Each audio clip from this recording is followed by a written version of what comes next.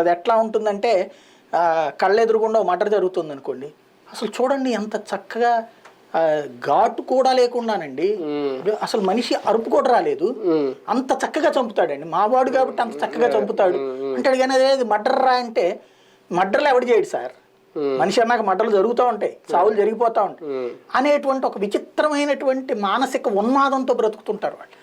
ఆ ఉన్మాదానికి పరాకాష్ట RK. TDP పరపతి పెంచడానికి బీజేపీని తగ్గించి చూపించాల్సి వస్తుంది. భారతీయ జనతా పార్టీ జనసేనల్ని ఇద్దరినీ కూడా వాళ్ళ మీదన చంద్రబాబు ఆధారపడ్డాడని కాకుండా చంద్రబాబు నాయుడు మీదన వాళ్ళు ఆధారపడి బ్రతుకుతున్నారని జనాల్ని నమ్మించే ప్రయత్నమే చేస్తున్నాడు ఆయన. భారతీయ జనతా పార్టీకి ఆదరణ లేదు అని తెలుగుదేశం పార్టీలో కొంతమంది అనుకోవడం, అంటే దానికి కొన్ని ఎగ్జాంపుల్స్ కూడా ఉన్నాయి. ఏ ఉత్తరాదిలోనో ఈ హిందుత్వ సెంటిమెంట్ ఇవన్నీ వర్కౌట్ అవుతాయి, కానీ ఇక్కడ సాధ్యం కాదు. అటువంటి పార్టీతో వెళ్ళి కలవడం, దాన్ని తెచ్చి మానెత్తిని పెట్టడం ఇది సరైనది కాదేమో. అది వదిలేసేమనండి, ఒక్క నమ్మనండి.